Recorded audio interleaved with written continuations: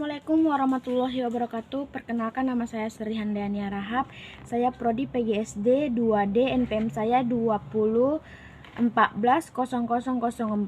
Saya akan mempresentasikan tentang makalah pembelajaran IPS atau metode-metodenya, yaitu metode pengajaran adalah kemampuan yang perlu dimiliki oleh seseorang guru dalam menyampaikan materi belajar kepada anak didiknya.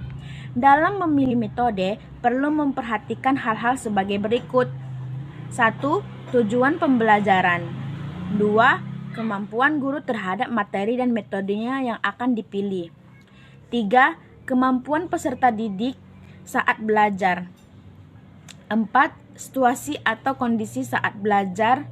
5. Fasilitas yang dimiliki atau media dan sumber belajar. 6. Fasilitas yang dimiliki. Namun ada beberapa metode yang harus dalam kita. 1. Metode ceramah. Yang kedua, metode diskusi kelompok.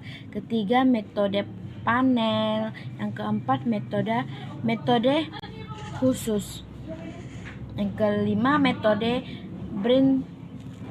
brainstorming.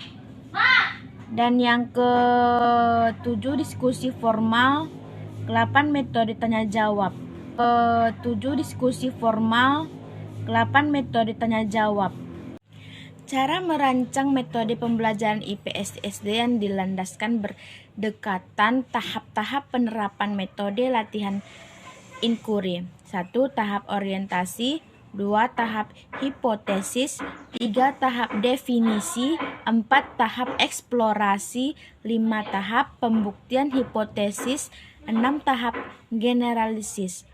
Menerapkan metode pembelajaran IPS SD yang berlandasan pendekatan sosial. Sebagai contoh, kita ambil kurikulum sekolah dasar kelas 5 semester 2 sebagai berikut. 1. Kompetensi dasar. Kemampuan memahami keadaan penduduk dan pemerintah di Indonesia. 2. Materi pokok penduduk di sistem pemerintah di Indonesia. 3. Hasil belajar. Mengidentifikasi keadaan penduduk di Indonesia. B. Mendeskripsikan peran dan tanggung jawab pemerintah. 4. Indikator.